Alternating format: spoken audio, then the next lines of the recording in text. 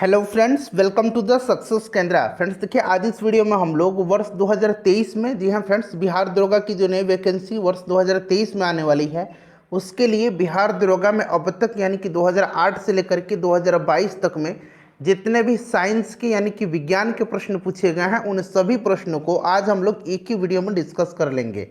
इससे पहले ऑलरेडी मैंने आपको हिस्ट्री, पॉलिटी और ज्योग्राफी को कवर करा दिया था। अगर आपने उन वीडियोज़ को नहीं देखा है तो ज़रूर देख लीजिएगा, लिंक आपको डिस्क्रिप्शन बॉक्स में मिल जाएगा। चैनल पर अगर आप पहली बार विजिट कर रहे हैं तो चैनल को सब्सक्राइब कर लीजिए और जो बेल आइकन है, घंटी का निशान है, उसको ज़रूर दबा लीजिएगा। देखिए फ्रेंड्स, बिहार में जितने भी प्रतियोगिताएँ, परीक्षाएँ ली जाती हैं, उन सब की काफ़ी अच्छे तरीके से प्रिपरेशन हमारे चैनल के माध्यम से कराई जाती है। इसीलिए मैं बोल रहा हूँ कि चैनल को सब्सक्राइब करके बेल आइकन को ज़रूर दबा लीजिएगा। तो चलिए फ्रेंड्स, बिना देरी किए हुए सेशन आज का स्टार्ट करते हैं। पहले प्लीज़ वीडियो को लाइक कर दीजिए और जब सेशन समाप्त होगा तो इसे कम से कम एक ग्रुप में, जहाँ कहीं भी आप हैं, चाहे वो व्हाट्सएप ग्रुप हो, फेसबुक ग्रुप हो या टेलीग्राम ग्रुप हो, वहाँ पर इसको ज़रूर शेयर कर दीजिए। फ्रेंड्स, जैसे मैंने आपको बताया कि इस वीडियो में हम लोग 2008 से लेकर के अब तक यानी कि 2022 तक में जितने भी प्रश्न साइंस के बिहार दरोगा के एग्जाम में पूछे गए हैं, उन सभी प्रश्नों को आज हम लोग एक ही वीडियो में कवर कर लेंगे। पहला प्रश्न पढ़ेंगे आज के सेशन का कि नाभिकीय रिएक्टर का वह अवयव जो श्रृंखला अभिक्रिया को नियंत्रित करता है। अगर आपको आंसर पहले से पता है फ्रेंड्स, तो आप आंसर कमेंट में देकर के बताते चलेंगे। देखिए, राइट आंसर इसका ऑप्शन नंबर सी हो जाएगा, नियंत्रक छड़। ठीक है, ध्यान रखेंगे, परमाणु विखंडन की दर को नियंत्रित करने हेतु नियंत्रक छड़ जो होता है, ये बोरॉन, कैडमियम, सिल्वर और इंडियम से बनी होती है। इसको भी आप जरूर ध्यान रखिएगा। ठीक है। अच्छा, मंदक के रूप में जो है ग्रेफाइट का या भारी जल का D2O का इस्तेमाल किया जाता है। इसको आप जरूर ध्यान रखेंगे। चलिए नेक्स्ट क्वेश्चन करेंगे, और इससे पहले मैंने आपको हिस्ट्री, पॉलिटी और ज्योग्राफी के जितने भी प्रश्न पूछे गए हैं बिहार दरोगा में, उनको मैंने कवर करा दिया आपको। अगर आपने नहीं देखा है तो देख लीजिएगा, लिंक डिस्क्रिप्शन बॉक्स में आपको मिल जाएगा। दूसरा प्रश्न है कि सोनार संक्षिप्तीकरण है, यानी कि सोनार का फुल फॉर्म आपसे पूछा जा रहा है। तो राइट आंसर इसका क्या हो जाएगा, साउंड नेविगेशन एंड रेंजिंग होता है। तो राइट आंसर इसका क्या हो जाएगा, साउंड नेविगेशन और रेंजिंग इसका राइट आंसर हो जाएगा, ऑप्शन नंबर डी। ठीक है। सोनार एक उपकरण है जो वस्तुओं का पता लगाने हेतु ध्वनि तरंगों का उपयोग करता है। चलिए उसके बाद नेक्स्ट क्वेश्चन करेंगे कि निम्न में से पानी में कौन सी धातु मिनी माता रोग का कारण बनती है। मिनी माता रोग का कारण कौन सी धातु इसमें से बनती है, बताइए राइट आंसर इसका क्या हो जाएगा। अच्छा प्रश्न है, इंपॉर्टेंट क्वेश्चन है, इजी है। देखिए, सबसे पहले मिनी माता रोग की खोज जो है, ये जापान के मिनी माता शहर में हुई थी, और यह विभिन्न पर्यावरणीय स्रोतों के माध्यम से शरीर में मिथाइल मरकरी यानी कि पारा के अवशोषण के कारण होता है। तो पारा मरकरी इसका option number C correct answer हो जाएगा, मिनी माता। चलिए उसके बाद देखिएगा कि ऐसी समष्टि पारस्परिक क्रिया जिसमें एक जाति को लाभ होता है और दूसरी को न तो लाभ होता है और न ही हानि, उसको क्या कहते हैं, बताइए। तो देखिए, उसको कहा जाता है सहभोजिता। Option number D right answer हो जाएगा। उसको क्या कहा जाता है, सहभोजिता कहा जाता है। चलिए उसके बाद नेक्स्ट क्वेश्चन करेंगे कि सौर सेल बनाने में प्रयुक्त किया जाने वाला तत्व कौन सा है। सोलर सेल में जो है किसका प्रयोग किया जाता है, यह आपसे पूछा जा रहा है, बताइए। करेक्ट आंसर इसका क्या हो जाएगा, सिंपल क्वेश्चन है, सिलिकॉन इसका करेक्ट आंसर हो जाएगा। और देखिए, बिहार दरोगा का प्रैक्टिस सेट भी जल्द स्टार्ट किया जाएगा और डेली जो है साइंस का एक अलग सेट चलाया जाएगा। ठीक है। तो अगर आप बिहार दरोगा की तैयारी करना चाहते हैं, बिहार दरोगा बनना चाहते हैं, तो चैनल को सब्सक्राइब करिए और बेल आइकन को दबा लीजिएगा। ठीक है। चलिए नेक्स्ट क्वेश्चन करेंगे कि सबसे तेज हिमीकरण विधि जिसमें तरल नाइट्रोजन का कार्बन डाइऑक्साइड का उपयोग किया जाता है, बताइए इसका करेक्ट आंसर क्या हो जाएगा। तो देखिए, इसको कहा जाता है इमर्शन फ्रीजिंग। राइट आंसर इसका ऑप्शन नंबर सी हो जाएगा, इमर्शन फ्रीजिंग। ठीक है। चलिए उसके बाद नेक्स्ट क्वेश्चन है कि एक खाद्य श्रृंखला में निम्नलिखित में से सर्वाधिक संख्या किसकी होती है। इसका आंसर मैं चाहता हूं कि आप कमेंट करके मुझे बताएं। आप में से सभी लोगों का मुझे पूरी उम्मीद है कि इसका आंसर पता होगा। आंसर इसका कमेंट करके बताइए कि खाद्य श्रृंखला में निम्नलिखित में से सर्वाधिक संख्या किसकी होती है। ऑप्शन है उत्पादक, दूसरा ऑप्शन है प्राथमिक उपभोक्ता, तीसरा है द्वितीयक उपभोक्ता और चौथा है यानी कि ऑप्शन डी है अपघटक। कमेंट करके बताइए। चलो उसके बाद देखिएगा कि इनमें से एक आवश्यक अमीनो एसिड कौन सा है। अमीनो एसिड पूछा गया है, इसका करेक्ट आंसर क्या हो जाएगा बताइए। देखिए वह अमीनो अम्ल जो मानव शरीर द्वारा निर्मित नहीं किए जा सकते हैं आवश्यक अमीनो अम्ल कहलाते हैं। 9 प्रकार के आवश्यक अमीनो एसिड होते हैं और पूछा गया कि इनमें से कौन सा एक आवश्यक अमीनो एसिड है, तो इन 9 टाइप में एक है ल्यूसीन। ऑप्शन नंबर 20 इसका राइट आंसर हो जाएगा ल्यूसीन, आपको ध्यान रखना है। उसके बाद देखिएगा कि कोशिका द्रव, क्लोरोप्लास्ट और माइटोकॉन्ड्रिया की राइबोसोम क्रमशः हैं। तो देखिए कोशिका द्रव 80 हो जाएगा, क्लोरोप्लास्ट 70 और माइटोकॉन्ड्रिया 70 है। तो ऑप्शन नंबर इसका बी करेक्ट आंसर हो जाएगा। ठीक है, चलिए उसके बाद देखिएगा कि एलर्जन के प्रति सबसे प्रचुर मात्रा में बनने वाली प्रतिरक्षियाँ कौन सी है। तो ये जो प्रतिरक्षियाँ हैं ये है इम्यूनोग्लोबुलिन ई। इम्यूनोग्लोबुलिन ई जो कि IgE इसको कहा जाता है इम्यूनोग्लोबुलिन ई। ठीक है, यह एक टाइप का एंटीबॉडी होता है। ऑप्शन नंबर इसका ए राइट आंसर हो जाएगा। चलिए उसके बाद देखिएगा कि कटी, जली एवं कच्ची सतहों पर कौन से सूक्ष्मजीव पनपते हैं। करेक्ट आंसर क्या हो जाएगा इसका बताइए। तो देखिए ये जो है ये है स्टेफाइलोकोकस, तो ऑप्शन नंबर इसका डी करेक्ट आंसर हो जाएगा। ठीक है फ्रेंड्स, इन्हें वाटरप्रूफ ड्रेसिंग से ढकना चाहिए। जो कटी, जली और कच्ची सतह हैं उन पर जो है ये जो आपके सूक्ष्म जो हैं ये पनपते हैं स्टेफाइकोलोकस। ठीक है, और जो सतह है उसको जो है वाटरप्रूफ ड्रेसिंग से ढक देना चाहिए। चलिए उसके बाद देखिएगा कि तेल की पतली फिल्म से परिवर्तित श्वेत प्रकाश में रंग दिखाई देने का कारण क्या है, बताइए राइट आंसर क्या हो जाएगा। तो फ्रेंड्स यह आपका प्रकाश का व्यतिकरण है। प्रकाश का व्यतिकरण करेक्ट आंसर हो जाएगा। जब आयोडीन घोल की कुछ बूंदों को चावल के पानी में मिलाया जाता है तो घोल नीला काला हो जाता है। यह इंगित करता है कि चावल में पानी में शामिल क्या है। शामिल जो है वह स्टार्च है। क्या है, वह स्टार्च है, ध्यान रखेंगे। राइट आंसर ऑप्शन नंबर इसका सी हो जाएगा, स्टार्च या मांड। उसके बाद देखिए नेक्स्ट क्वेश्चन है किरचॉफ का धारा नियम किस संरक्षण पर आधारित है। फिर पूछा गया है कि जब किरचॉफ का वोल्टेज नियम किस संरक्षण पर आधारित है, यानी कि धारा जो है वह किस पर आधारित है और जो वोल्टेज नियम है वह किस पर आधारित है। तो यहाँ पर आप ध्यान देंगे, देखिए जो धारा जो है ना वह आवेश संरक्षण के नियम पर आधारित है। ठीक है, और जो वोल्टेज है, वोल्टेज का नियम वह ऊर्जा संरक्षण के नियम पर आधारित है। तो आवेश और ऊर्जा हो जाएगा। तो आवेश और ऊर्जा ऑप्शन नंबर सी में दिया गया है। चलिए उसके बाद देखिएगा कि दूध में उपस्थित शर्करा कौन सा है। दूध में उपस्थित शर्करा जो है यह कौन सा है, सिंपल सा क्वेश्चन, लैक्टोज हो जाएगा इसका राइट आंसर। उसके बाद देखिएगा कि निम्न नाभिकीय क्षय में उत्सर्जित कणों का क्रम क्या है। अब यहाँ पर देखिए ये वाला क्रम देखिए क्या है, यह जो है फ्रेंड्स यह बीटा क्षय हुआ है। इसमें क्या हुआ है, बीटा हुआ है। फिर यहाँ पर देखिए इसमें क्या हुआ है, तो इसमें अल्फा हुआ है, अल्फा क्षय हुआ है। इसमें क्या हुआ है, तो इसमें अल्फा क्षय हुआ है। और यहाँ पर देखिए इसमें गामा हो जाएगा। ठीक है, तो बीटा, अल्फा और गामा, यानी कि ऑप्शन नंबर इसका डी जो होगा राइट आंसर हो जाएगा। चलिए उसके बाद नेक्स्ट क्वेश्चन है जहरीला पदार्थ जो हरा आलू में पाया जाता है। आप देखते हैं कि आलू जो होता है ना हरा हो जाता है कहीं कहीं। ठीक है, वही पूछा गया है कि जहरीला पदार्थ जो हरा आलू में पाया जाता है वह कौन सा हो जाएगा। तो यह सोलानाइन है। कौन सा, सोलानाइन इसका राइट आंसर हो जाएगा। ठीक है, सोलानाइन है। चलिए उसके बाद देखिएगा कि संसाधित भोजन को संरक्षित करने के लिए निम्नलिखित में से किसका उपयोग परिरक्षक के रूप में किया जाता है। किसका उपयोग किया जाता है परिरक्षक के रूप में, बताइए राइट आंसर। तो देखिए यह जो है यह सोडियम मेटाबाइसल्फेट है। ऑप्शन नंबर इसका ए राइट आंसर हो जाएगा। ये सारे प्रश्न जो है पिछले साल जो बिहार दरोगा का पेपर लिया गया था उसमें पूछे गए हैं। देखिए अम्लीय वर्षा के लिए निम्नलिखित में से कौन सा गैस जिम्मेदार है।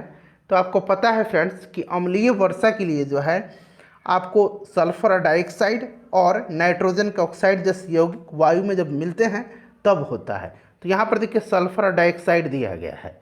नेक्स्ट क्वेश्चन है, खाली स्थान दिया गया है, रुधिर में पैदा होने वाले सूक्ष्म जीवों को फांस करके रुधिर निस्पंदन यानी कि फिल्टर के रूप में कार्य करता है। तो यह जो है यह क्या है, यह क्या है फ्रेंड्स बताइए। तो देखिए यह जो है यह प्लीहा है, स्प्लीन कहा जाता है अंग्रेजी में इसको। ठीक है, प्लीहा है, इसको अंग्रेजी में स्प्लीन कहा जाता है। ठीक है, चलिए उसके बाद आगे बढ़ेंगे। क्या होता है जब किसी वाहित मल का विसर्जन किसी जलाशय में किया जाता है। सारे ऑप्शन को ध्यान से पढ़िएगा, फिर इसका राइट आंसर आपको बताना है। ध्यान से पढ़ करके बताइए राइट आंसर इसका क्या हो जाएगा। तो देखिए राइट आंसर जो होगा फ्रेंड्स, ये आपका हो जाएगा घुली ऑक्सीजन का गिरना।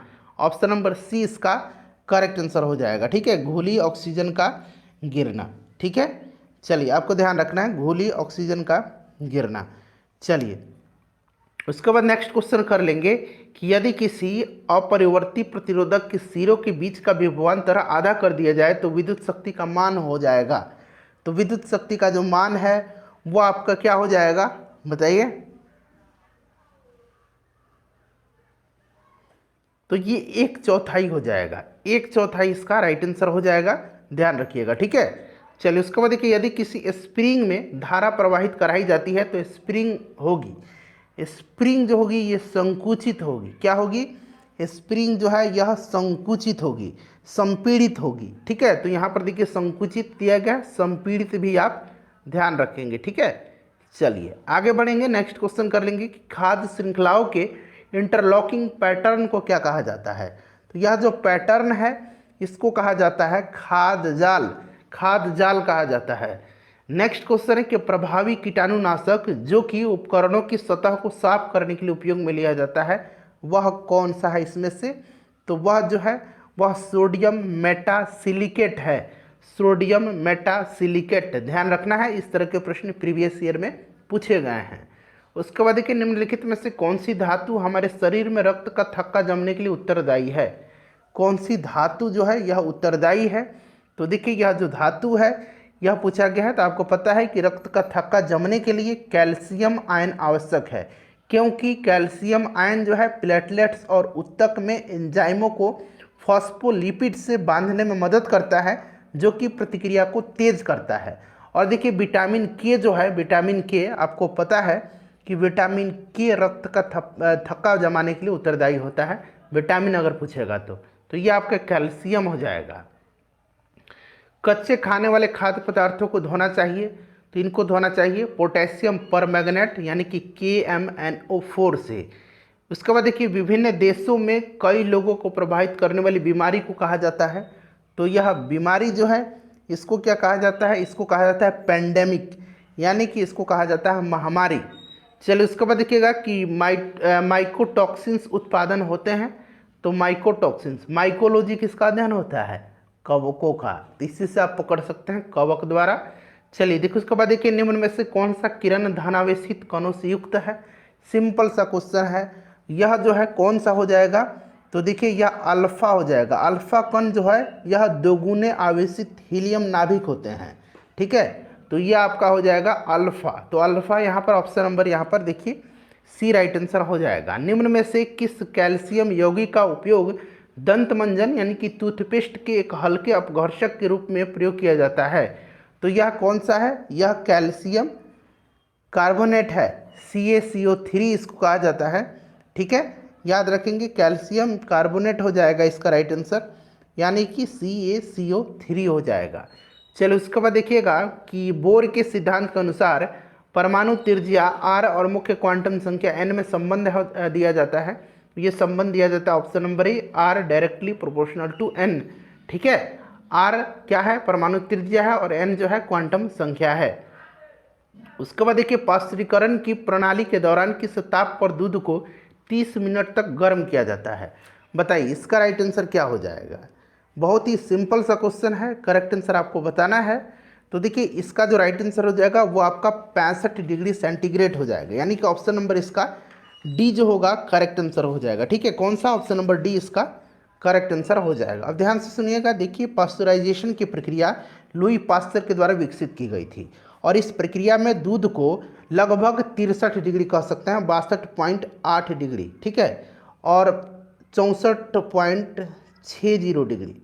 ठीक है, याद रखना है आपको 62.80 डिग्री और 62.80 से 64.60, ठीक है, डिग्री सेंटीग्रेड पर, ठीक है, ध्यान रखेंगे सेंटीग्रेड तापमान पर गर्म करना है। उस तापमान पर 30 मिनट के लिए रखना है और तेजी से 1000 डिग्री सेंटीग्रेड के नीचे ठंडा करना है। ठीक है, तो ये आपका ऑप्शन नंबर डी हो जाएगा, लगभग 65 डिग्री, मैंने अभी आपको बताया। उसके बाद देखिए कैल्शियम की कमी से बच्चों में होता है, तो बच्चों में जो है कैल्शियम की कमी से कौन सा रोग होता है, रिकेट्स होता है, ठीक है। विटामिन डी या कैल्शियम की कमी से होता है रिकेट्स। जानवरों में संग्रहित होने वाला प्राकृतिक बहुलक ग्लाइकोजन क्या है। देखिए ग्लाइकोजन जो है यह पूछा गया है क्या है, ग्लाइकोजन जो है यह क्या है, पॉलीसैकेराइड है, पॉलीसैकेराइड है, ध्यान रखेंगे, जो जानवरों में ऊर्जा संरक्षण का कार्य करता है। पॉलीसैकेराइड एक जटिल कार्बोहाइड्रेट बहुलक है जो कई मोनोसैकेराइड मोनोमर्स से जुड़ा से जो है यह बनता है। चलिए उसके बाद देखिए कोशिका झिल्ली में सर्वाधिक प्रचुर लिपिड कौन सा है। कोशिका झिल्ली में सर्वाधिक प्रचुर लिपिड पूछा गया है, कौन सा है, तो यह फास्फोलिपिड है। कौन सा लिपिड है, फास्फोलिपिड है, ठीक है। फास्फोलिपिड्स इसका राइट आंसर हो जाएगा ऑप्शन नंबर ए, फास्फोलिपिड्स है, ठीक है। चलिए ऑप्शन नंबर इसका ए राइट आंसर हो जाएगा। नेक्स्ट क्वेश्चन कर लेंगे। अगला प्रश्न करिएगा कि किसी परमाणु के तीसरे कक्ष में इलेक्ट्रॉन का कोणीय संवेग है और यहाँ h का मान दिया गया है कितना, 6.6 गुना 10 के पावर -34 जूल सेकंड, ठीक है। तो ये राइट आंसर ऑप्शन नंबर ए हो जाएगा, 3.56 गुना 10 के पावर -34 जूल सेकंड, या हिंदी में जूल सेकंड दिया गया। ऑप्शन नंबर ए इसका राइट आंसर हो जाएगा। सितारों के टिमटिमाने का कारण क्या है, सिंपल सा क्वेश्चन है, बताइएगा राइट आंसर इसका क्या हो जाएगा, ठीक है। चलिए इसका आंसर आप मुझे कमेंट करके बताएंगे एक बार फिर से, मैं बता देता हूँ, बार बार पूछता हूँ तो बहुत लोग इरिटेट हो जाते हैं। तो आपको पता है कि यह प्रकाश का अपवर्तन होता है, और अपवर्तन देखिए ऑप्शन यहाँ अपवर्तन दिया गया है, ऑप्शन नंबर इसका ए, सितारों के प्रकाश का वायुमंडलीय अपवर्तन। अधिकांश रोगकारक सूक्ष्मजीव किस तापमान पर सबसे तेज बढ़ते हैं, सबसे तेज पूछा गया है। तो एक रेंज होता है जो कि सर्वोत्तम वृद्धि के लिए उत्तरदायी है, यह रेंज है 25 डिग्री से लेकर के 40 डिग्री, ठीक है, सेंटीग्रेड में, याद रखेंगे। तो और सबसे अगर वृद्धि का अधिकतम तापमान पर बात करें तो यह 37 डिग्री सेंटीग्रेड हो जाएगा, ऑप्शन नंबर बी। चलिए नेक्स्ट क्वेश्चन कर लेंगे। निम्नलिखित में से कौन सी प्रक्रिया ठोस को सीधे वाष्प में परिवर्तित, राइट आंसर इसका ऑप्शन नंबर ए हो जाएगा, ऊर्ध्वपातन यानी कि सब्लिमेशन की प्रक्रिया ठोस को सीधे वाष्प में परिवर्तित करती है। नेक्स्ट क्वेश्चन हमारा कि 1 ओम बराबर, यहाँ पर देखिए 1 वोल्ट बटा, यहाँ नीचे खाली स्थान दिया गया है, रिक्त स्थान की पूर्ति करें। आपको पता होगा फ्रेंड्स कि ओम किसी चालक के विद्युत प्रतिरोध का मात्रक होता है। अगर आपको फॉर्मूला याद होगा तो वहाँ से भी आप इजीली निकाल सकते हैं। सुन लीजिए, किसी चालक के दो बिंदुओं के बीच 1 वोल्ट का विभवांतर होने पर यदि उसमें प्रवाहित विद्युत धारा 1 एम्पियर हो तो चालक के उन दोनों बिंदुओं के बीच का जो विद्युत प्रतिरोध होगा वह 1 ओम होता है। कितना होता है, 1 ओम होता है। और देखिए आपको पता है फ्रेंड्स कि V इक्वल टू क्या होता है, आई आर होता है, ठीक है। अब यहाँ से देखिए R जो होता है ये क्या है, प्रतिरोध है, रेजिस्टेंस है, इसका मात्रक ओम होता है, तो यानी कि R इक्वल टू क्या हो जाएगा, V बटा आई हो जाएगा। यहाँ पर देखिए V का क्या हो जाएगा 1 वोल्ट और I का क्या हो जाएगा 1 एम्पियर हो जाएगा। तो यहाँ ऑप्शन नंबर ए में दिया गया है 1 एम्पियर, इसका करेक्ट आंसर हो जाएगा।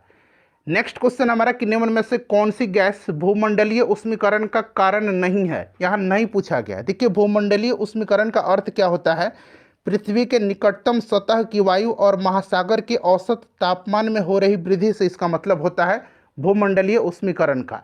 राइट आंसर इसका ऑप्शन नंबर यहाँ पर देखेंगे तो कौन सा सही हो जाएगा, ऑप्शन नंबर इसका डी हो जाएगा, SO2, ठीक है, ध्यान रखेंगे।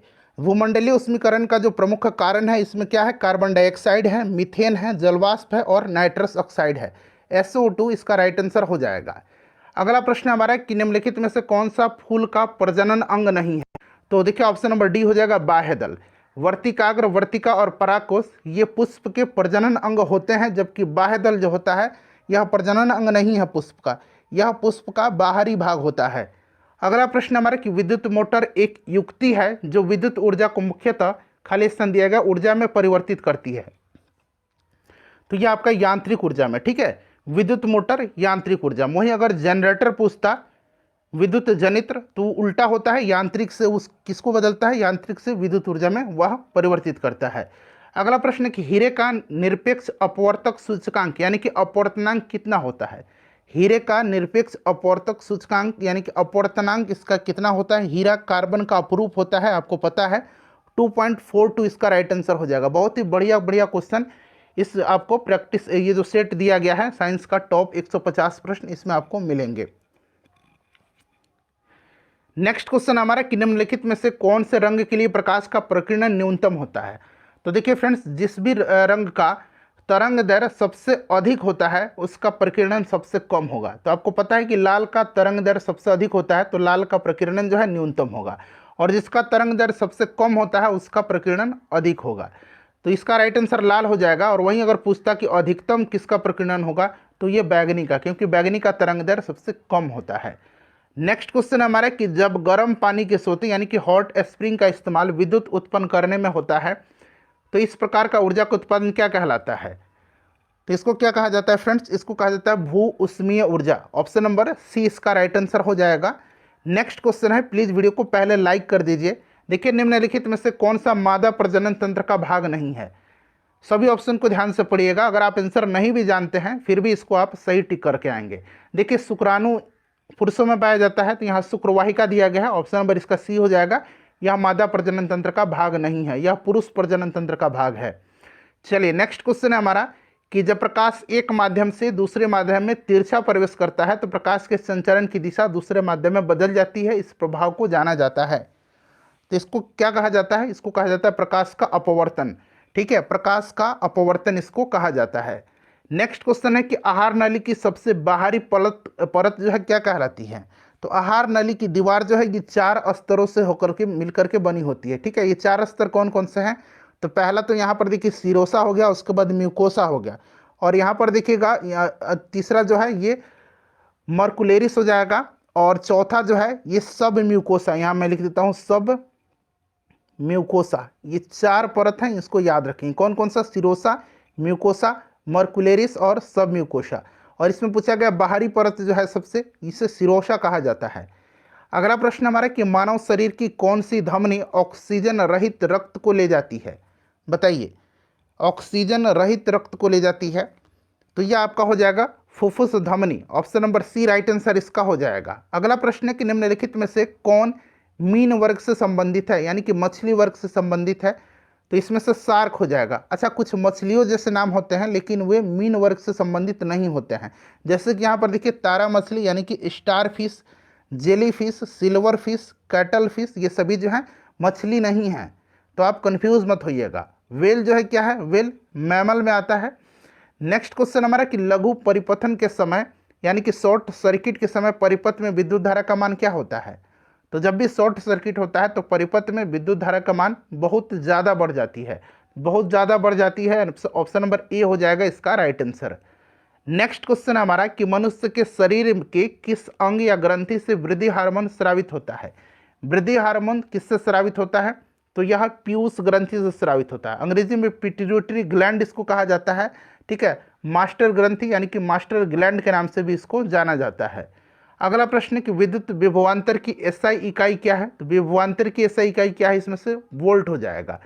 कूलम जो है ये आवेश का है, एम्पियर जो है ये विद्युत धारा का है। अच्छा, जूल किसकी इकाई है, जरा आप मुझे कमेंट करके बताएंगे, अभी कमेंट करके बता दीजिए। अगला प्रश्न कि निम्नलिखित में से कौन सी अधातु है, नॉन मेटल है, कमरे के ताप पर तरल होती है। तो यह जो अधातु है जो कमरे के ताप पर तरल होती है यह ब्रोमीन है। निम्नलिखित सूत्रों में से कौन सा चूना पत्थर को निरूपित करता है। चूना पत्थर को निरूपित कौन सा करता है, तो चूना पत्थर कैल्शियम कार्बोनेट यानी कि CaCO3 इसका राइट आंसर हो जाएगा।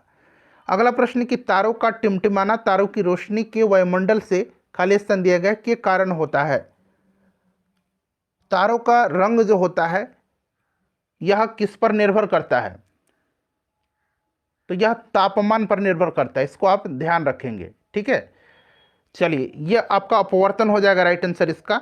उसके बाद देखिएगा कि निम्नलिखित में से कौन सा कथन सही नहीं है, कौन सा कथन इसमें से सही नहीं है। और देखिए सभी कथन इथेनॉल के बारे में दिया गया है। तो देखिए इथेनॉल जो होता है ये कमरे के ताप पर तरल होता है, सही है। इथेनॉल को सामान्यतः एल्कोहल कहा जाता है, ये भी सही है। एथेनॉल टिंचर आयोडीन में भी इस्तेमाल किया जाता है, सही है। और एथेनॉल जो होता है ये जल में घुलनशील होता है। ऑप्शन में देखेंगे इथेनॉल पानी में घुलता नहीं है, जो कि गलत है। यह जल में क्या है, घुलनशील है। तो वहीं पूछा गया कौन सही नहीं है, तो ऑप्शन नंबर डी हो जाएगा। अगला प्रश्न है कि वह उपकरण जो विद्युत धारा उत्पन्न करने के लिए इस्तेमाल किया जाता है क्या कहलाता है। तो फ्रेंड्स इसको जनित्र कहा जाता है, जनरेटर कहा जाता है। अगला प्रश्न कि मानव शरीर में गुब्बारे नुमा संरचनाएं जिन्हें खाली स्थान दिया गया कहा जाता है श्वसन के दौरान गैसीय आदान प्रदान के लिए सतह प्रदान करती हैं। तो ये कौन सा संरचना है जो गुब्बारे नुमा है मानव शरीर में? तो यह है एलियोलाई। ऑप्शन नंबर इसका सी राइट आंसर हो जाएगा, जो श्वसन के दौरान गैसीय आदान प्रदान के लिए सतह प्रदान करती है। ब्रेड मोल्ड, यहाँ पर देखिए ब्रेड मोल्ड राइजोपस में जनन होता है, बताइएगा राइट आंसर इसका क्या हो जाएगा? तो देखिए इसका जो करेक्ट आंसर हो जाएगा बीजाणु गठन के द्वारा। किसके द्वारा होता है? बीजाणु गठन के द्वारा। ऑप्शन नंबर इसका सी राइट आंसर हो जाएगा। उसके बाद देखिएगा कि निम्नलिखित में से किसने विद्युत चुंबकीय प्रेरण की खोज किया था? तो ये किया था माइकल फैराडे ने। माइकल फैराडे ने देखिए इलेक्ट्रोमैग्नेटिक इंडक्शन की खोज 1831 में माइकल फैराडे के द्वारा की गई थी, जबकि स्वतंत्र रूप से इसकी खोज 1832 में जोसेफ हेनरी के द्वारा की गई थी। अगला प्रश्न हमारा खाली स्थान दिया गया है कि सदस्य को सामान्यतः हरी शैवाल कहते हैं। अच्छा, शैवालों का अध्ययन क्या कहा जाता है? शैवालों के अध्ययन को फाइकोलॉजी कहा जाता है। क्या कहा जाता है? फाइकोलॉजी कहा जाता है। और कवकों का अध्ययन जो है वो माइकोलॉजी कहलाता है। ठीक है, ध्यान रखेंगे, शैवालों का अध्ययन फाइकोलॉजी कहलाता है। राइट आंसर इसका क्या हो जाएगा? क्लोरोफाइसी। नेक्स्ट क्वेश्चन हमारा कि निम्नलिखित में से कौन सी ऊष्मा की इकाई नहीं है? इसमें से देखिए कैलोरी, बीटीयू, बीटीयू यानी कि ब्रिटिश थर्मल यूनिट, और जूल ये ऊष्मा की इकाई है। फोन नहीं है, option number D right answer हो जाएगा। फोन क्या है? तो शुद्ध स्वर की तेजी यानी कि लाउडनेस ऑफ प्योर टोन्स के हेतु इसका प्रयोग किया जाता है। किसका? तो फोन का। नेक्स्ट क्वेश्चन है कि मिल्क ऑफ मैग्नीशिया की पीएच वैल्यू कितनी होती है? मिल्क ऑफ मैग्नीशिया यानी कि magnesium hydro oxide, magnesium hydro oxide, और इसका पीएच मान होता है लगभग 10.5 होता है। ठीक है, ध्यान रखेंगे, यह एक क्षारीय अकार्बनिक रसायन होता है। नेक्स्ट क्वेश्चन है कि निम्नलिखित में से कौन सा विकल्प समरूपी अंगों का उदाहरण नहीं है? समरूप अंग, ठीक है, क्या होते हैं? तो वे अंग जो समान कार्य करते हैं तथा देखने में भी समान होते हैं, लेकिन उत्पत्ति और संरचना उनकी भिन्न होती है। इसमें से चमगादड़ के पंख, पंछी के पंख और कीड़े के पंख ये समरूप अंग के उदाहरण है, जबकि बंदर के हाथ नहीं होगा। ऑप्शन नंबर इसका डी होगा राइट आंसर।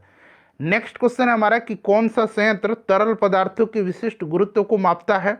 यहाँ गुरुत्व पूछा गया है, तो ये आपका कौन सा हो जाएगा? हाइड्रोमीटर हो जाएगा, हाइड्रोमीटर। ठीक है, चलिए नेक्स्ट क्वेश्चन है कि पौधे मिट्टी में घुले हुए नाइट्रेट को अवशोषित करते हैं तथा उन्हें परिवर्तित कर देते हैं। तो नाइट्रोजन युक्त जैव अणु यानी कि ऑर्गेनिक मॉलिक्यूल जैसे कि एमिनो अम्ल जो कि प्रोटीन में परिवर्तित कर देते हैं। ठीक है, ध्यान रखेंगे, राइट आंसर इसका हो जाएगा प्रोटीन में। ऑप्शन नंबर इसका डी हो जाएगा राइट आंसर। चलिए नेक्स्ट क्वेश्चन है कि हवा में परागकण को क्या कहते हैं? तो इसको वायु परागन कहते हैं, और कीटों के द्वारा जो होता है कीट परागन कहते हैं। चलिए नेक्स्ट क्वेश्चन है कि जल शोधन का कौन सा तरीका सूक्ष्म जीवों को नष्ट नहीं करता है? तो यह तरीका जो है यह निस्यंदन है। निस्यंदन में क्या होता है? निस्यंदन ऐसी प्रणाली है जल शोधन की जिसमें अर्धपारगम्य झिल्ली या कार्बन नैनो ट्यूब के द्वारा जल को छाना जाता है, जिसके कारण क्या होता है? सूक्ष्मजीव नष्ट नहीं होते हैं। तो यह आपका हो जाएगा निस्यंदन। नेक्स्ट क्वेश्चन हमारा कि कीट वंश से होने वाली खुजली किसके कारण होती है? तो ये फॉर्मिक एसिड के कारण होती है। कुछ नहीं में से कुछ का सर्जन किस नियम के विरुद्ध है? तो द्रव्यमान ऊर्जा का संरक्षण। ऑप्शन नंबर इसका बी हो जाएगा राइट आंसर। ठीक है, कुछ नहीं में से कुछ का सर्जन यह द्रव्यमान ऊर्जा का संरक्षण के विरुद्ध है। कौन सा विटामिन रक्त का थक्का बनाने के लिए आवश्यक है? तो ये विटामिन के है, ये आपको भी पता है। ठीक है, चलिए उसके बाद देखिएगा कि निम्नलिखित में से किन्हें ऊर्जा संग्रहण के लिए इस्तेमाल किया जाता है?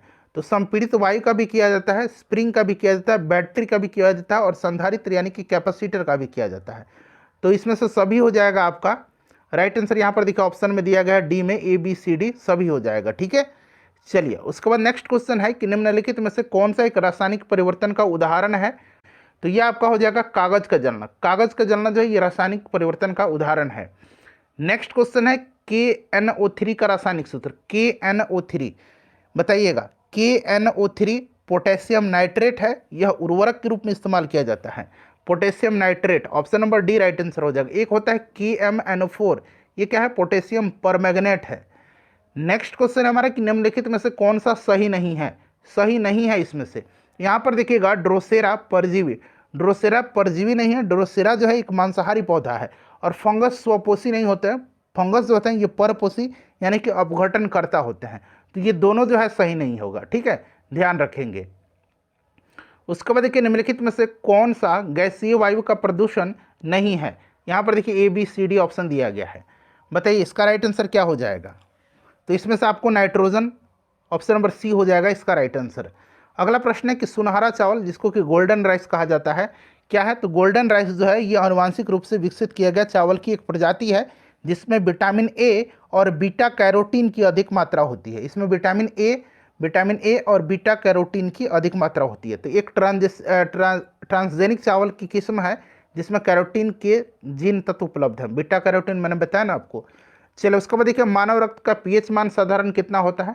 तो 7.4 आपने पढ़ा होगा। देखिए ये निकटतम रेंज यहाँ पर दिया गया है, option number C right answer हो जाएगा। सुनहरा चावल किस रोग के बचाव में सहायक होता है। तो अभी मैंने आपको बताया इसमें विटामिन ए होता है और इसमें बीटा कैरोटीन पाया जाता है। और विटामिन ए का रासायनिक नाम रेटिनॉल होता है, आपने पढ़ा है, और यह रतौंधी और जीरोप्लेथेलिमिया में यह सहायक होता है। तो यह आपका ऑप्शन नंबर सी हो जाएगा। उसके बाद देखिए टाइफाइड मियादी बुखार फैलता है। तो यह दूषित पानी और दूषित भोजन से पानी एवं खाद्य पदार्थ हो जाएगा। यह होता किसके कारण से है। तो ये होता है साल्मोनेला टाइफी नामक जीवाणु से। नेक्स्ट क्वेश्चन हमारे कि निम्नलिखित में से स्वच्छ जल की मछलियां कौन सी हैं। तो रोहू और कतला ये स्वच्छ जल में पाई जाने वाली मछली हैं। निम्नलिखित में से कौन सा कारक अभिक्रिया दर पर कोई प्रभाव नहीं डालता है। अच्छा, अभिक्रिया दर पर जो प्रभाव डालने वाले कारक हैं, जो अभिक्रिया दर को प्रभावित करने वाले कारक हैं, ये अभिकर्मकों की सांद्रता है, अभिकर्मकों की भौतिक अवस्था और सतह क्षेत्रफल है, तापमान है और उत्प्रेरक की उपस्थिति है।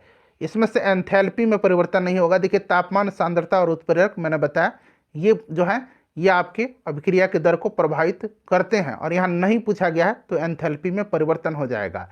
कार्बन नैनो ट्यूब निम्न में से किस संरचनात्मक परिवार का सदस्य है। तो ये आपका फ्लोरेंस हो जाएगा, ठीक है। चलिए उसके बाद देखिएगा कि कॉपर के किस मिश्र धातु में जिंक नहीं होता है, जस्ता नहीं होता है। तो किस में नहीं होगा, ध्यान से एक बार देख लीजिए। तो ये आपका बेल मेटल में नहीं होगा। बेल धातु जो होता है ये होता है इसमें कॉपर और टीन। कॉपर और क्या होता है, टीन होता है, ठीक है। कॉपर और टीन होता है, यहाँ हिंदी में मैं लिख देता हूँ।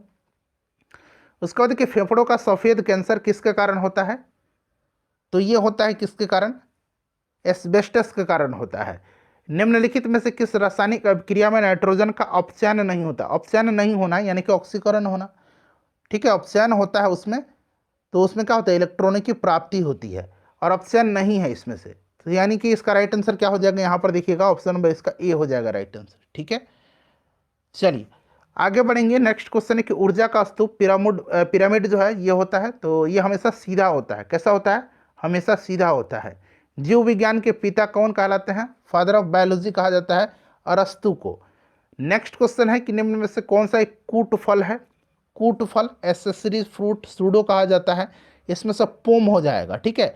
कूट फल कौन से हैं, तो जब किसी फल का निर्माण अंडाशय के साथ पुष्प के अन्य अंगों से भी होता है उसको कूट फल कहा जाता है।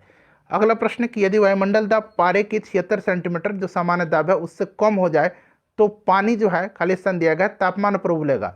जब यहाँ पर देखिएगा, यहाँ पर दाब कह रहा है कि दाब अगर कम हो जाता है तो पानी क्या होगा, पानी 100 डिग्री से कम टेम्परेचर पर ही उबलने लगेगा। 100 डिग्री से कम टेम्परेचर पर। पहाड़ों पर ऐसा ही होता है, पहाड़ों पर ऊपर जाएंगे वायु दाब कम हो जाता है और वहाँ कठिनाई होती है खाना पकाने में। नेक्स्ट क्वेश्चन हमारा कि सूर्य और तारों में ऊर्जा का प्रमुख स्रोत क्या है। तो ये नाभिकीय संलयन है।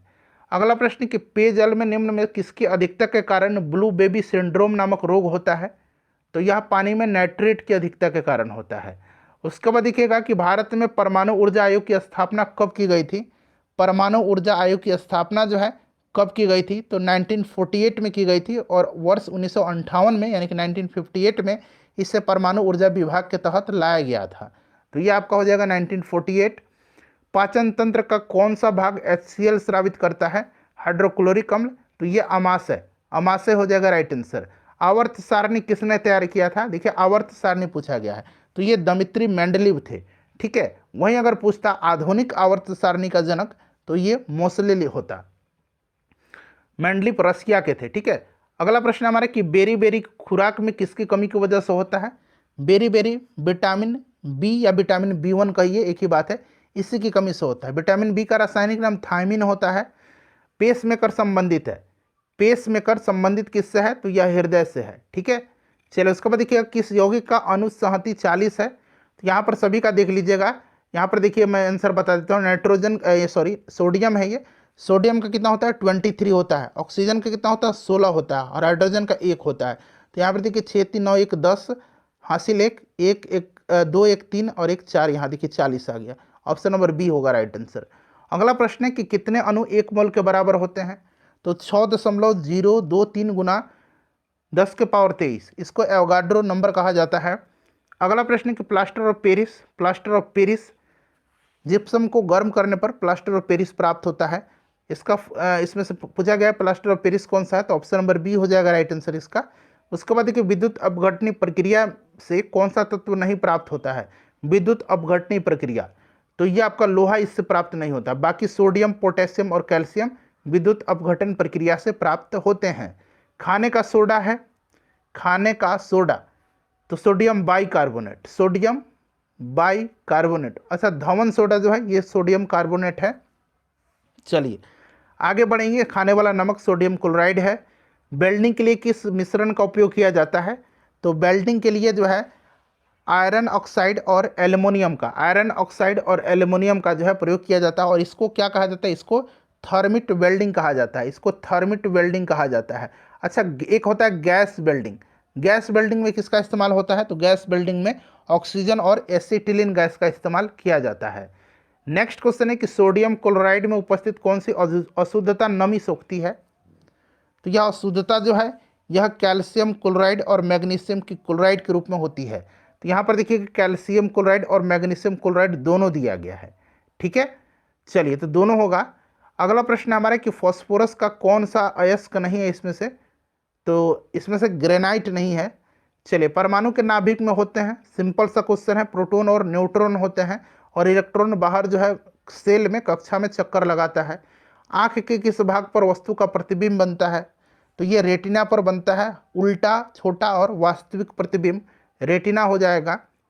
वर्णांधता जिसको कि कलर ब्लाइंडनेस कहा जाता है, दूसरा नाम इसका क्या है? तो विस्तृत इसका वर्णन किया था डाल्टन ने और इसीलिए इसका नाम दिया गया डाल्टन प्रभाव। अगला प्रश्न है कि विभवांतर मापा जाता है। विभवांतर जो है यह मापा जाता है किससे? वोल्ट मीटर से। एम मीटर से क्या मापा जाता है? यहाँ देखिए वोल्ट मीटर यहाँ पर दिया गया है, ठीक है। एम मीटर से विद्युत धारा मापा जाता है, ठीक है। चलिए उसके बाद देखिएगा कि कौन सा उपकरण विद्युत ऊर्जा को यांत्रिक ऊर्जा में बदलता है? विद्युत ऊर्जा को यांत्रिक ऊर्जा में, बताइएगा राइट आंसर। तो ये मोटर हो जाएगा, ठीक है। और यांत्रिक को विद्युत में कौन बदलेगा? ये आपका जनरेटर बदलेगा। चलिए डायनामो दिया गया है। सूर्य से आती हुई पराबैंगनी किरणों में से कौन हमें बचाता है? तो ये हमें बचाता है ओजोन। कौन बचाता है? ओजोन बचाता है। यहाँ ओजोन का फॉर्मूला दिया गया है O3। बांध के जल में कौन सी ऊर्जा संग्रहित होती है? तो इसमें होती है कौन सी? पोटेंशियल यानी कि स्थितिज ऊर्जा होती है। कौन सी भौतिक मात्रा जड़त्व का मापन है? तो ये द्रव्यमान हो जाएगा। गतिज ऊर्जा का फॉर्मूला यहाँ पर पूछा गया समीकरण, तो हाफ mv² होगा। ऑप्शन नंबर ए हो जाएगा राइट आंसर। उसके बाद देखिएगा कि वायुजीवी श्वसन के दौरान किसका पूर्ण ऑक्सीकरण होता है? बताइएगा किसका पूर्ण ऑक्सीकरण होता है? तो ये आपका हो जाएगा ग्लूकोज का। ऑप्शन नंबर डी इसका राइट आंसर हो जाएगा, ग्लूकोज, ठीक है। चलिए नेक्स्ट क्वेश्चन है कि रक्त का कौन सा घटक शरीर के अंगों को ऑक्सीजन पहुंचाता है? कौन सा घटक है ये? तो ये आरबीसी है, रेड ब्लड सेल जो है ये है आपका। उसके बाद देखिएगा कि रासायनिक तत्वों के दूसरे तत्वों से योग करने की क्षमता का पता लगाया जाता है। तो यह पता लगाया जा सकता है संयोजकता से, ठीक है। चलो उसके बाद देखिएगा कौन सा अंग पाचित भोजन में विषालु पदार्थों का अवशोषण करता है? कौन सा अंग पाचित भोजन दिया गया है, ठीक है, विषालु पदार्थों का अवशोषण करता है? तो ये यकृत है, लीवर है। उसके बाद देखिए मूल द्वारा वनस्पतिक प्रवर्धन किसमें होता है? तो ये स्वीट पोटैटो में होता है। उसके बाद देखिएगा जब कोई वस्तु पानी में डुबाई जाती है तो उसके भार में कमी खाली स्थान दिया गया के बराबर होती है, बताइए। तो उसके द्वारा हटाए गए द्रव्य की मात्रा के बराबर होती है। आर्किमिडीज का सिद्धांत आपने पढ़ा होगा, आपको याद भी होगा। नेक्स्ट क्वेश्चन है कि रक्त का कौन सा अवयव शरीर की मांसपेशियों में ऑक्सीजन एकत्रित करता है? तो यह हीमोग्लोबिन है। हीमोग्लोबिन में लोहा पाया जाता है, लौह धातु पाया जाता है। अगला प्रश्न है कि कौन सा उद्भिद दूसरे वृक्षों की टहनियों पर वृद्धि करता है? तो यह कौन सा है? यह ऑर्किड है। नेक्स्ट क्वेश्चन है कि जीवित कोशिकाओं की प्रक्रिया को नियंत्रित करता है? तो यह न्यूक्लियस करता है। पुष्प में द्विनिषेचन के पश्चात गुणसूत्र की संख्या खाली स्थान दिया गया है तो त्रिगुणित है, त्रिगुणित हो जाएगा इसका राइट आंसर। ठीक है, चलिए उसके बाद नेक्स्ट क्वेश्चन है कि प्राणी कोशिका में कौन सी कोशिकांग कभी नहीं पाई जाती है? कभी नहीं प्राणी कोशिका में, यानी कि जंतु कोशिका में। तो ये आपका सेल भित्ति, कोशिका भित्ति नहीं पाई जाती, ये पादप कोशिका में पाई जाती है। अगला प्रश्न कि मानव के कायिक कोशिका में गुणसूत्र होते हैं? तो 23 जोड़े होते हैं और संख्या पूछा गया तो 46 हो जाएगा, जोड़ा में 23 होगा। नेक्स्ट क्वेश्चन है कि किस जीव में कसाव, यानी यहाँ पर देखिए कसाव पाया जाता है? तो यह किस में पाया जाता है? यूग्लिना में पाया जाता है। नेक्स्ट क्वेश्चन है कि जल जिसमें कैल्शियम अथवा मैग्नीशियम के घुलनशील लवण होते हैं क्या कहलाता है? तो इसको कठोर जल कहा जाता है। ठीक है, चलिए नेक्स्ट क्वेश्चन है कि निम्नलिखित में से कौन सा कीट भक्षी है? तो इसमें से कीट भक्षी जो है ये आपका नेफेंथेस हो जाएगा। भारतीय कमल का वैज्ञानिक नाम क्या है? तो नेलेम्बो न्यूसिफेरा हो जाएगा। ऑप्शन नंबर ए राइट आंसर इसका हो जाएगा। उसके बाद देखिए टाइफाइड किसके कारण होता है? तो ये दूषित भोजन और पानी के कारण होता है। टाइफाइड जो होता है ये साल्मोनेला टाइफी नामक जीवाणु से होता है। उसके बाद चलिए नेक्स्ट क्वेश्चन है कि माइक्रोबियल हमले के लिए प्रतिरोधी रहे जीनोबायोटिक्स को क्या कहा जाता है? तीन को क्या कहा जाता है बताइए? तीन को कहा जाता है यहाँ पर देखिए रिलैक्सीट्रेंट। नेक्स्ट क्वेश्चन है जे थॉम्सन को किसकी खोज के लिए भौतिकी में नोबेल पुरस्कार मिला था? तो जे थॉम्सन इलेक्ट्रॉन हो जाएगा इसका राइट आंसर। ठीक है, चलिए अगला प्रश्न, रेशम किससे उत्पन्न होता है? तो रेशम कीट से उत्पन्न होता है। रेशम का जो कीड़ा है रेशम कीट से होता है, इसी से। उसके बाद देखिएगा कि किस रक्त वर्ग के व्यक्ति सर्वदाता यूनिवर्सल डोनर कहलाते हैं? तो यह डोनर ब्लड ग्रुप ओ है। रेसिपिटर यानी कि सर्वग्राहिता ब्लड ग्रुप ए है, ए बी है, ए बी। ठीक है, ब्लड ग्रुप की खोज किसने किया था? तो कार्ल लैंड स्टीनर ने किया था। नेक्स्ट क्वेश्चन है कि कैल्सीफेरॉल रासायनिक यौगिक का सामान्य नाम क्या है? यहाँ पर देखिए कोलेक कैल्सीफेरॉल, एक होता है अर्गो कैल्सीफेरॉल। ये सभी जो हैं ये विटामिन डी का रासायनिक नाम है कोलेक कैल्सीफेरॉल। ठीक है, चलिए अगला प्रश्न है हमारा कि एड्स का पूर्ण रूप क्या है? एड्स का पूर्ण रूप क्या होता है? तो ये होता है एक्वायर्ड इम्यूनो डिफिशियंसी सिंड्रोम, ये HIV वायरस से होता है। उसके बाद देखिए दूध के फटने पर कौन सा एसिड उत्पन्न होता है? तो ये आपका लैक्टिक एसिड हो जाएगा। उसके बाद देखिए संतरे किसके प्रबल स्रोत हैं? तो संतरा में क्या होता है? विटामिन पाया जाता है सी, तो यहाँ विटामिन हो जाएगा राइट आंसर इसका। इनमें से कौन सा रोग मच्छरों के होने वाला रोग नहीं है? तो इसमें से घेंगा नहीं है, बाकी मलेरिया, फाइलेरिया, ये डेंगू ये सभी होते हैं। पालक के पत्ते किसके प्रबल स्रोत? प्रबल पूछा गया तो आयरन का। ठीक है, इसके अलावा इसमें vitamin A, C, B2, B6, vitamin के भी पाया जाता है, लेकिन प्रबल आयरन के हैं। दंत क्षय का कारण क्या है? तो दंत क्षय बैक्टीरिया के संक्रमण से होता है, बैक्टीरिया जनित संक्रमण से होता है। उसके बाद देखिए एंटीटॉक्सिन का इंजेक्शन किसकी रोकथाम के लिए दिया जाता है? तो एंटीटॉक्सिन का इंजेक्शन जो है यह टिटेनस के रोकथाम के लिए दिया जाता है। अल्बर्ट आइंस्टीन कौन थे? तो एक प्रसिद्ध जो थे ये भौतिक शास्त्री थे और प्रकाश विद्युत प्रभाव सिद्धांत की खोज के लिए इनको भौतिकी का नोबेल पुरस्कार भी दिया गया था। टेलीफोन का आविष्कार किसने किया था? तो एडिसन ने बल्ब का आविष्कार किया था, ग्राहम बेल ने टेलीफोन का किया था, गैलीलियो दूरबीन का, और मार्कोनी जो है रेडियो का आविष्कार किया था। उसके बाद देखिए जब किसी माध्यम का ताप बढ़ता है तो उस माध्यम में प्रकाश का वेग क्या होगा? तो अपरिवर्तित रहेगा, अपरिवर्तित रहता है। उसके बाद देखिए मुख्यतः निम्न गैस ग्लोबल वार्मिंग के लिए जिम्मेदार है? तो इसमें से ग्लोबल वार्मिंग के लिए मुख्यतः जो गैस जिम्मेदार है यह गैस जो है यह कार्बन डाइऑक्साइड हो जाएगा इसका। ठीक है, उसके बाद देखिएगा कि निम्न में से किसमें अपरंपरागत ऊर्जा स्रोत का उपयोग होता है? अपरंपरागत ऊर्जा के स्रोत जो है ये सौर ऊर्जा है, जल से जो ऊर्जा बनाए जाते हैं, ठीक है, वो है पवन ऊर्जा है। तो यहाँ देखिए सौर लालटेन हो जाएगा अपरंपरागत। उसके बाद देखिए निम्न यंत्र से विद्युत धारा का मापन किया जाता है? तो विद्युत धारा मापा जाता है किससे? एमीटर से। ठीक है, उसके बाद चलिए अगला प्रश्न कि डायनेमो वह यंत्र है जो निम्न को परिवर्तित करता है? तो डायनेमो जो है यह परिवर्तित किसको करता है बताइए? यांत्रिक ऊर्जा को विद्युत ऊर्जा में। ठीक है, यांत्रिक ऊर्जा को विद्युत ऊर्जा में। ये प्रश्न शायद रिपीट हो गया हो, गैल्वेनीकृत यानी कि गैल्वेनाइज्ड लौह चादरों पर किसकी परत चढ़ी होती है?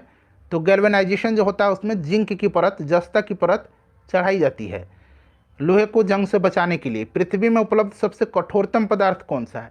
इसका आंसर आप मुझे कमेंट करके बताइए। एक प्रश्न मैं आपसे पूछता हूँ हमेशा, इसका आंसर अभी आप तुरंत कमेंट करके बताइएगा, अपना स्कोर बताइएगा। 150 प्रश्न हम लोग कवर किए हैं और आप सिर्फ जो रॉन्ग आपका हुआ है ना वो बता दीजिए कि कितने प्रश्न आपके रॉन्ग हुए हैं, मैं समझ जाऊंगा कि सही कितने हुए हैं। ठीक है, चलिए इसका आंसर कमेंट करके बताइए। वॉशिंग सोडा किसका सामान्य नाम है?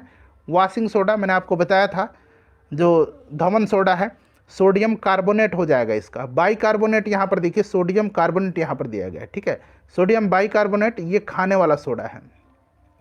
निम्न में से कौन सा नियम रॉकेट प्रणोदन में शामिल होता है? रॉकेट प्रणोदन में शामिल जो है ये कौन सा है बताइए राइट आंसर इसका। तो ये आपका न्यूटन के गति का तीसरा नियम हो जाएगा। उसके बाद ये नीचे दिएगा अभिक्रिया को पूरा करना है, आपको पूरा करना है। तो यहाँ पर देखिएगा बैलेंस भी करना है और पूरा भी करना है। तो यहाँ तो आपको पता है कि H2O होगा, क्योंकि आप यहाँ पर देख रहे हैं AlC3, Al यहाँ C3 आया और अब यहाँ पर आपको ऑक्सीजन, हाइड्रोजन और ऑक्सीजन बचा। तो इतना तो आपको पता है कि यहाँ जल आएगा, लेकिन बैलेंस करना आपको। तो यहाँ 3H2O होगा।